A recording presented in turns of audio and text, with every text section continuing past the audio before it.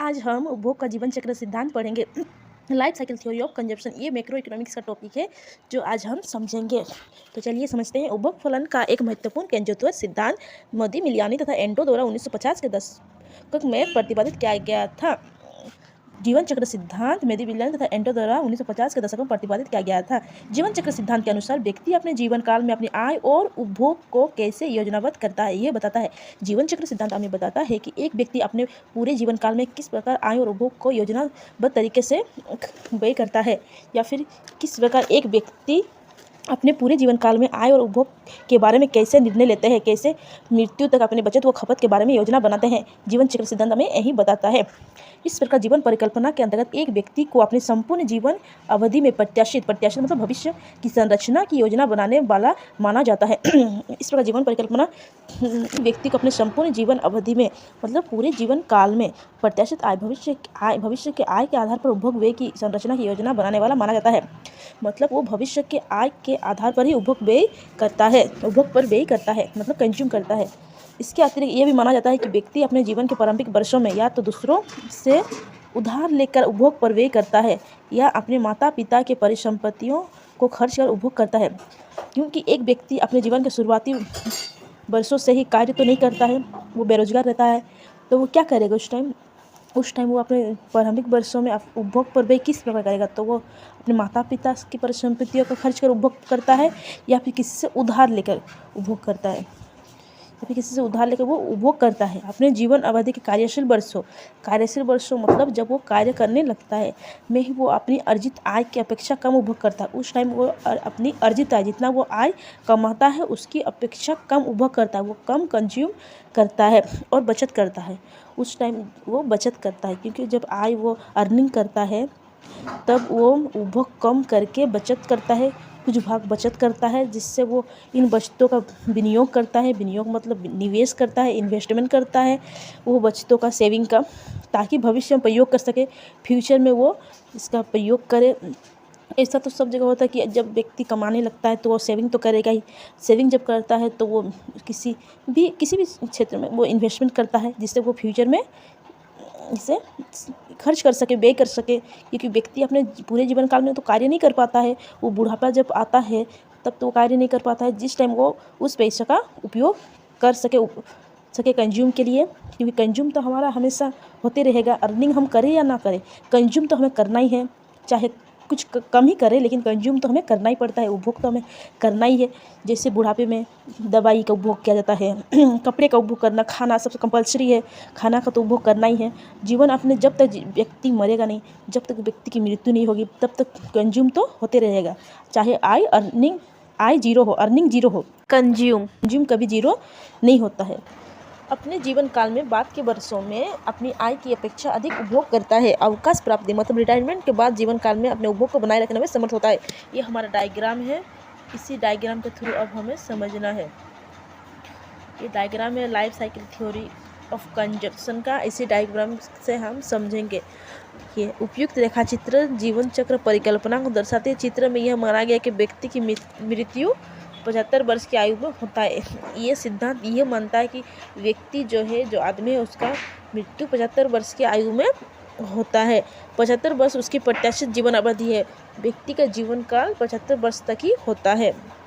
संपूर्ण जीवन अवधि में विशुद्ध बचतें शून्य होती है, मतलब व्यक्ति की बचत जो है वो शून्य होती है। व्यक्ति किसी प्रकार का संपत्ति अपने पीछे छोड़कर नहीं जाता है। जो व्यक्ति जीवन के प्रारंभिक वर्षों में उधार लेकर कंज्यूम करता है, जब वो अवकाश मतलब रिटायरमेंट के बाद उपभोग करता है, जीवन के प्रारंभिक वर्षों में उधार लेकर किए गए उपभोग का भुगतान करता है, और अवकाश मतलब प्राप्ति रिटायरमेंट के बाद कंज्यूम करता है इसी बचत से। इसलिए यहाँ माना गया है कि जो व्यक्ति है उसका बचत शून्य है, वो किसी प्रकार की परिसंपत्ति अपने पीछे छोड़कर नहीं जाता है। इस सिद्धांत में यही माना जाता है, हालांकि ऐसा असल ज़िंदगी में नहीं है। व्यक्ति तो अपने पीछे कुछ परिसंपत्तियाँ छोड़ के जरूर जाता है, ये सिद्धांत ऐसा मानता है। I/Y डैश हमारा आय वक्र है और C डैश हमारा कंज्यूम वक्र है, उपभोग वक्र है, जो कि व्यक्ति के वृद्ध होने के साथ साथ थोड़ा बढ़ता हुआ जाता है। जो व्यक्ति जब वृद्ध होता है मतलब धीरे धीरे बूढ़ा होता जाता है, धीरे धीरे उसके जीवन में ये कंज्यूम वक्र धीरे धीरे बढ़ता जाता है। ठीक है, उसका कंज्यूम धीरे धीरे बढ़ता है। लोग 15 वर्ष की आयु में कार्यशील जीवन में प्रवेश करते हैं। 25 वर्ष की आयु तक उसकी आय में वृद्धि हो रही है। 25 वर्ष की आयु तक उसकी आय में वृद्धि हो रही है। हम आयु में ये देखिए 15 से 25 वर्ष की आयु में उसके आय में जो ये आय वगैरह ऊपर की ओर उठ रही है, मतलब ये आय में उसका वृद्धि हो रहा है 25 वर्ष की। हालांकि कंज्यूम से कम है, उपभोग से कम है। 25 वर्ष की आयु के बाद आय तथा उपभोग वक्र परिस्थिति ए बिंदु, आय तथा उपभोग वक्र परिस्थिति ये जो ए बिंदु है, वर्षों तक उसकी आय उसकी उपभोग की अपेक्षा अधिक होती है। 65 वर्ष तक उसकी आय जो है वो उपभोग की अपेक्षा अधिक होता है, क्योंकि उस टाइम वो अर्निंग करता है। तो अर्निंग जब करता है तो आय तो अधिक होगा ही, जिससे वो कंज्यूम उस टाइम कम करता है और कुछ वो बचत करता है। कंज्यूम कम करके कुछ वो बचत करता है। ये देखिए ये सारा क्षेत्र जो ये छायांकित भाग है, ये उसका बचत है। व्यक्ति अपने जीवन काल में जो बचत करता है वो छायांकित भाग के द्वारा दर्शाया गया है। तथा बी के बीच वो बचत कर रहा है। इस बचतों से वो अपने कार्यशील जीवन के लिए गए उधार का भुगतान करता है। ये जो बचत करता है, ये बचत से ही वो अपने कार्यशील जीवन में जो उधार लेता है उसका वो भुगतान करता है। बचत करने का महत्वपूर्ण उद्देश्य अवकाश प्राप्ति के बाद उपभोग करना है। जब वो रिटायरमेंट हो जाएगा तो वो कंज्यूम कैसे करेगा, उपभोग कैसे करेगा? उसके पास तो आय नहीं होगा तो वो बचत से कंज्यूम करेगा। जब वो बूढ़ा हो जाएगा तो हर व्यक्ति बुढ़ापे पे तो काम नहीं कर सकता है, तो वो कंज्यूम किस प्रकार करेगा? क्योंकि हम पहले ही बता चुके हैं कंज्यूम कभी जीरो नहीं होता है। व्यक्ति की कुछ ना कुछ आवश्यकताएं जरूर होती है। चाहे आप खाना ले लीजिए, कंपलसरी है खाना तो हर व्यक्ति खाएगा ही, सुबह शाम दोपहर, तो कंज्यूम कैसे करेगा? तो वो बचत को वो रिटायरमेंट के बाद उपयोग करता है कंज्यूम के लिए। ठीक है। छायांकित क्षेत्रफल, ये जो छायांकित क्षेत्रफल दिखा रहे हैं आपको, छायांकित भाग है। छायांकित क्षेत्रफल A H B C equal to C A Y, इसके और इसके बराबर होता है। ये जो छायांकित भाग है इसके और इसके बराबर होता है। छायांकित भाग है A H B C equal to C A Y plus C dash equal to C B Y dash. ठीक है, समान होगा। वो अपने पीछे कोई संपत्ति छोड़े बिना ही मर जाता है। वो अपने पीछे कोई संपत्ति नहीं छोड़ता है। उससे अपने वर्ष में उपभोग व्यय को इस प्रकार नियोजित करा। उसने अपने संपूर्ण जीवन में उपभोग व्यय को इस प्रकार नियोजित किया है। तो उपभोग का जीवन चक्र सिद्धांत हमें यह बताता है कि व्यक्ति जो है अपनी जीवन के प्रारंभिक वर्षों में व्यक्ति जो है अपने जीवन life cycle theory of consumption हमें यह बताता है कि एक व्यक्ति अपने जीवन काल में जीवन के प्रारंभिक वर्षों में उधार लेता है या फिर माता पिता की परिसंपत्तियों को खर्च कर उपभोग करता है, क्योंकि कंज्यूम तो करना ही है।